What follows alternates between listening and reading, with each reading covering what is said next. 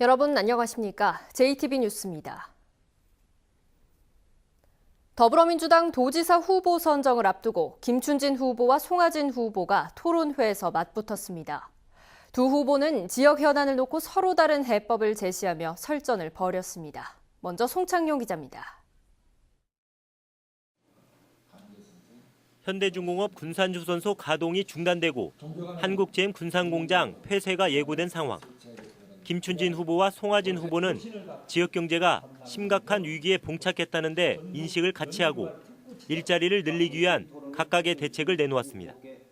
대기업의 제조업, 국제적인 큰 기업 반드시 필요합니다. 반드시 유치해서 일자리 창출하겠습니다. 기능에 따라서 청년 수당을 도입하는 이른바 청년 직불금 제도를 도입하고자 합니다. 전주 종합경기장과 대한방직 부지, 이서 묘포장에 대한 개발 방안에 대해 뚜렷한 차이를 보였습니다. 송 후보는 도민 의견 수렴을 전제로 공공기관 유치와 컨벤션 설치 등을 추진하겠다고 말했고, 김 후보는 미국의 실리콘밸리 같은 청년들의 창업 공간으로 만들겠다고 밝혔습니다. 새만금을 특별자치도로 분리하는 문제에 대해서는 정반대 입장을 나타냈습니다. 새만금 특별자치도를 따로 분리한다면 행정구역의 분리 문제로 심각한 논리적 모순에 봉착하게 될 것이다 해서 저는 오히려 이 부분은 반대를 하겠습니다. 각 지자체별로 나눠져서 개발하게 되면은 이것은 종합적인 명품 새만금을 만들 수 없기 때문입니다. 하나의 행정 단위에서 종합적으로 다루는 것이 맞다. 대표 공약에 대한 질문에서 김춘진 후보는 여성 친화 정책을 강조하며 여성을 위한 정책 사업단 신설, 여성 부지사 임명을 내세웠고, 송하진 후보는 익산과 김제, 새만금 등을 잇는 아시아 스마트 농생명밸리 조성을 강조했습니다. JTB 뉴스 송창용입니다.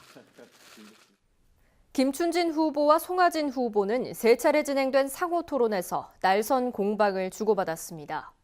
공약과 예산 문제를 놓고 한치의 양보 없는 설전을 벌였고 과거의 기소 사실까지 들춰내기도 했습니다. 계속해서 이승환 기자입니다. 상호 토론이 시작되자 김춘진 후보는 곧바로 송하진 후보의 1, 2, 3 공약을 공격했습니다. 관광객 1억 명, 소득 2배, 인구 300만 공약이 도민들을 속인 게 아니냐는 겁니다. 이 공약이 임기 내에 지켜지는 것이 저는 당연하다고 봅니다. 임기 내에 어디에도 기자회견 때 말한 2030년까지 달성하겠다고 쓰여진 적이 없습니다. 어디까지나 정책은 비전을 제시하는 것이고 그런 꿈을 가지고 끊임없이 노력을 해야 되는 것이다. 저는 아직도 그 꿈을 가지고 있습니다. 김 후보가 작심한 듯 위암 수술을 언급하며 그동안 공격해온 건강 문제를 꺼내자 송 후보는 기다렸다는 듯 여유 있게 응수했습니다. 한번 말씀을 해주시죠. 그 건강 상태가 어느 상태인지 한번 말씀해 주시죠. 다시 한번 말씀드립니다. 완벽합니다. 지금 약해 보이십니까? 염려해 주셔서 먼저 고맙다는 말씀을 제가 드리고요. 김춘진 후보가 전라북도의 국가 예산과 각종 지표가 부진하다는 것을 부각시키는 데 힘을 쏟자 공약 이행을 위한 예산 확보 2017년 말까지입니다. 전북이 36%에 불과합니다. 송하진 후보는 2005년 김춘진 후보의 기소 사실까지 끄집어내 공격을 하기도 했습니다. 피고인이 자료 제출 요구권을 남용해서 수집한 자료를 취업에 제공하고 후원금으로 1,000만 원을 받은 것은 직무 관련성과 대가성이 명백하다. 80분이 넘는 시간 동안 한 채 양보도 또 의례적인 덕담마저도 오가지 않았던 토론회. 김춘진 후보는 부지런함과 중앙부대에서의 풍부한 인맥을, 송하진 후보는 중앙과 지방 또 이론과 실전을 아우른 경험을 강조하며 지지를 호소했습니다. JTB 뉴스 이승환입니다. 더불어민주당 도지사 경선에 나선 김춘진 전 의원이 경쟁자인 송하진 지사를 선거법 위반 혐의로 고발했습니다. 김춘진 의원 측은 송 지사가 예비 후보로 등록하지 않고 여전히 도지사직을 유지하고 있는 상태에서 유사 선거사무소를 운영하고 있는 것은 명백히 공직선거법 위반이라며 검찰에 캠프 사무장 명의로 고발장을 냈습니다. 송하진 지사 측은 이에 대해 사무실 운영과 관련해 사전에 전북 선관위에 유권 해석을 의뢰해 충분히 검토했다며 법적으로 아무런 문제가 없다고 말했습니다.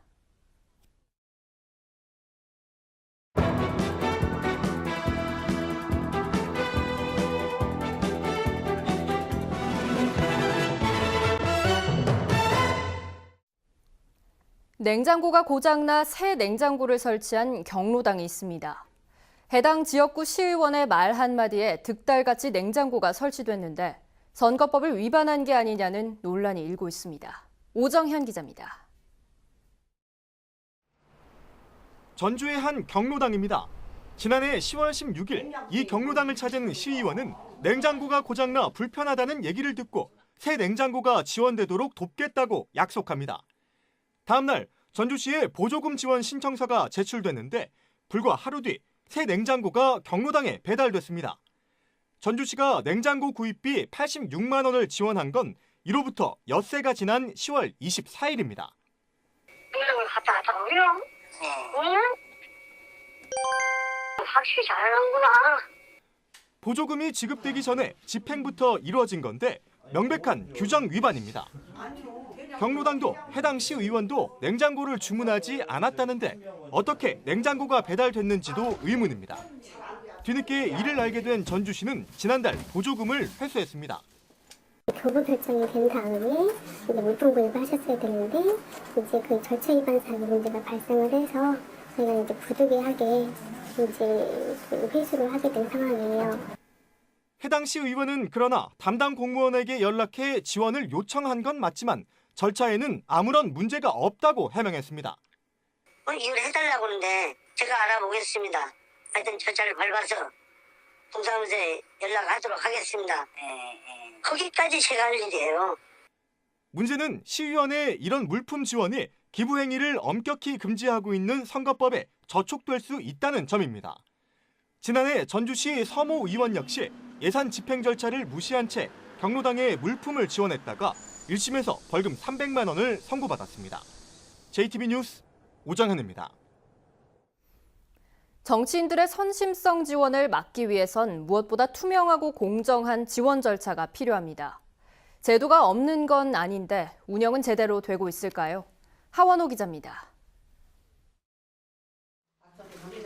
보조금이 지급도 되기 전에 냉장고가 설치된 이 경로당엔 비슷한 시기 새 냉장고가 한 대 더 들어왔습니다. 해당 의원실은 부인하고 있지만 경로당 노인들은 이 냉장고가 국회의원을 통해 온 것으로 알고 있습니다. 하면서 치려고 하고 이심을 치려고 하고 우리한테 말하면 우리한테 이심을 치려고 하고 그래서 이심을 잘 갖다 주는 사람한테 좀 받았을 뿐인데 새 냉장고는 아예 전원도 연결하지 않은 채 사실상 방치되고 있습니다. 저기는 전원도 안 꽂으셨네. 저는 안 써요, 잘. 예, 아직 안 썼어요. 지금 요새 밥을 안 입는 것 같고.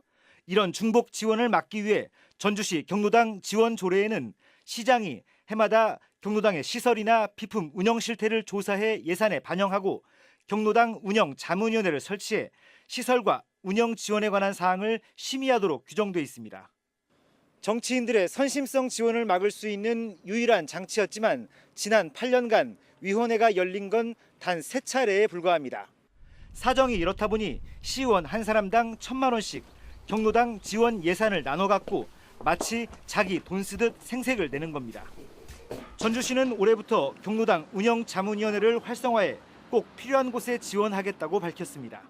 운영자문위에서 경로당 기능공원 사업 심의를 거치는 걸로 이렇게 해서 좀 활성화를 시키려고 생각하고 있습니다.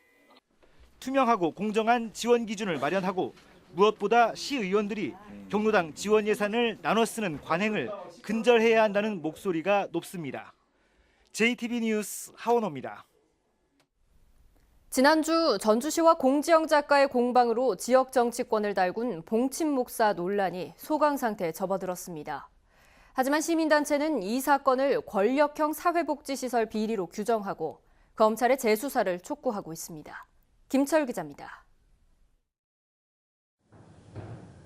소설가 공지영 씨는 전주시가 봉침 목사를 비호하고 있다며 SNS에서 전주시를 비판했습니다. 이후 전주시는 공지영 작가를 명예훼손죄로 고발했습니다. 그러자 공 작가가 사건의 실체를 따지자며 전주시에게 공개 토론회를 제안했지만 전주시는 공개 토론회에 나서지 않고 있습니다. 하지만 전주시와 공지영 작가의 공방은 이 사건의 본질과 동떨어져 있습니다. 봉침 목사 논란의 본질은 장애인 보호시설을 운영하던 전주의 한 여성 목사가 정치인의 비호를 받아 운영비를 쉽게 타냈거나 수억 원의 기부금을 가로챈 게 아니냐는 의혹입니다. 전주시의 전직 고위 공무원은 검찰에 수사 축소 의혹을 내비쳤습니다. 이거는 제가 말을 못해. 막은 사람이 있어. 이게 사실은 막은 사람이 있어요. 전주지검에. 하지만 검찰은 사건 수사 당시 봉침 시술의 동영상이 나오지 않았고 의혹이 있다는 이유만으로 시술을 받은 것으로 거론된 정치인을 조사하면 사회적으로 매장된다고 밝혔습니다. 또 외압과 축소 수사 의혹을 부인했습니다. 그러나 시민단체는 이번 사태를 권력형 사회복지시설의 비리로 보고 검찰의 재수사를 촉구하고 있습니다. 검찰의 기소, 수사 축소가 있다고 확신하고 있고요. 이 제대로 수사하지 않은 것이기 때문에 검찰이 재수사 또는 수사심의위원회를 통해서 진상규명, 제대로 수사를 촉구하는 바입니다. 이번 주 현장 스토리 판에서는 전주 봉침 목사와 관련된 쟁점과 의혹을 살펴봅니다. JTB 뉴스 김철우입니다. 지난해 한 미국 처리장에 쌀을 낸 농민들이 값을 제대로 받지 못했다며 집단 행동에 나섰습니다. 미국 처리장 측은 문제될 게 없다는 입장인데 갈등이 커지고 있습니다. 정원익 기자입니다. 나종철 씨는 지난해 11월 초 시세보다 2,000원을 더 준다는 말에 김제한 미국 처리장에 쌀을 냈습니다. 며칠 뒤 미국 처리장은 먼저 40kg당 4만 원을 지급했습니다. 한 달이 지나자 시세를 47,000원으로 결정하고 약속한 2,000원을 포함해 최종적으로 49,000원을 전달했습니다. 나 씨는 지난해 11월 당시 시세가 49,000원이었던 데다 잔금을 지급할 때는 5만 원을 훨씬 웃돌았다며 억울함을 호소합니다. 일반 도매상한테 냈을 때가 49,000원에 나락을 냈어요. 시가 대비 2,000원을 더 준다 이렇게 했었거든요.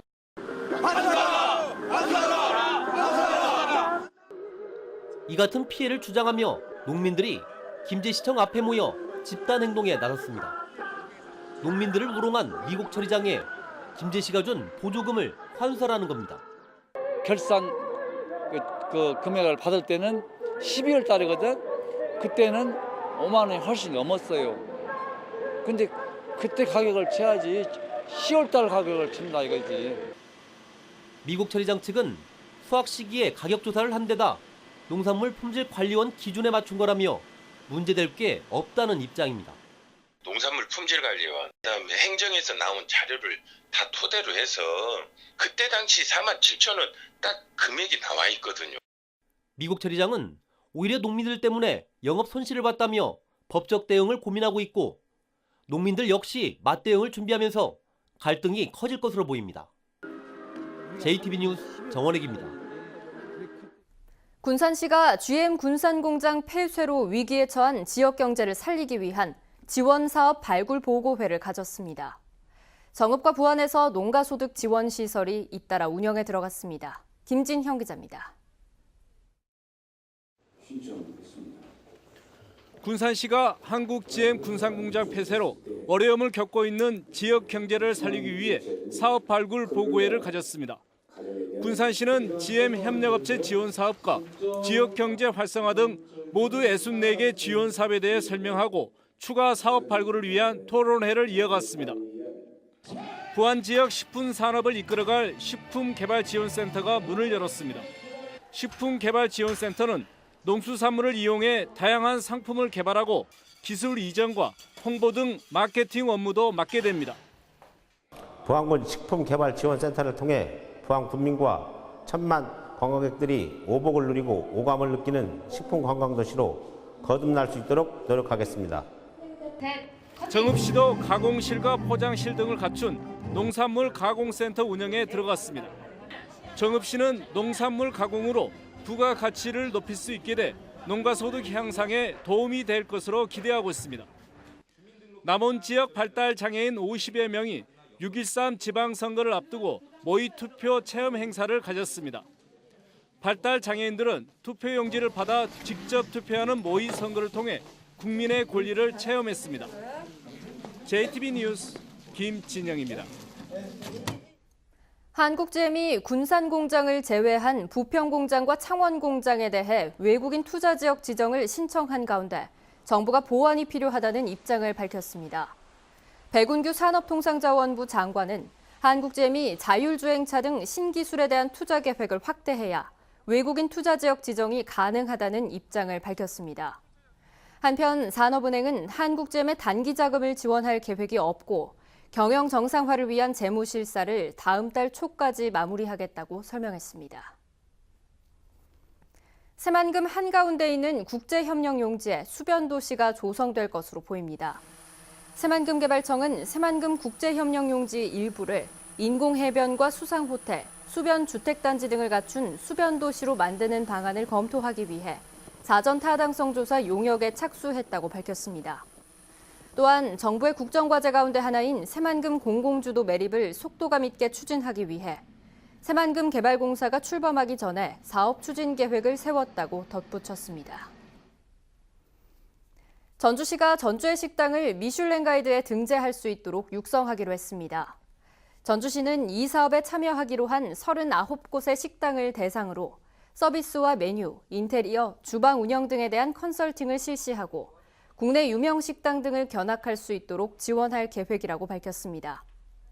전주시는 유명 미식 가이드 잡지에 전주의 식당이 소개될 수 있도록 전주 특별판 출간도 추진하기로 했습니다. 국민연금공단이 상반기 신규 직원 239명을 공개 채용합니다. 공단은 입사 지원서에 학력, 출신지, 가족관계, 사진 등을 빼고 자격 요건인 공인 외국어 성적의 경우 올해부터 우대사항으로 조정했습니다. 지원서는 오는 23일까지 인터넷으로만 접수하고 필기시험 등을 거쳐 6월 22일에 최종 합격자를 발표합니다. 무단 형질 변경 의혹으로 수사를 받아온 정읍시 의원이 검찰에서 무혐의 처분을 받았습니다. 전주지검 정읍지청은 국토계획 및 이용에 관한 법률 위반 혐의로 조사한 정읍시의회 A 의원에 대해 무혐의 처분을 내렸다고 밝혔습니다. A 의원은 아들 명의의 땅에 도로 개설 예산이 편성돼 불거진 특혜 시비 또한 지역 주민들의 민원을 해결하기 위해 시의회에서 적법한 절차를 거쳐 의결된 사안이라며 일부 동료 의원의 일방적인 주장일 뿐이라고 일축했습니다. 오늘은 구름이 많다가 밤부터 흐려지겠습니다. 낮 기온은 17도에서 21도로 어제와 비슷하고 미세먼지 농도는 보통 수준이 예상됩니다. 주말인 내일은 새벽부터 비가 오겠습니다. 비는 내일 오후까지 내리다 그치겠고 예상 강수량은 10에서 40mm입니다. 당분간 대체로 맑은 가운데 일교차는 10도 이상 크게 벌어지겠습니다.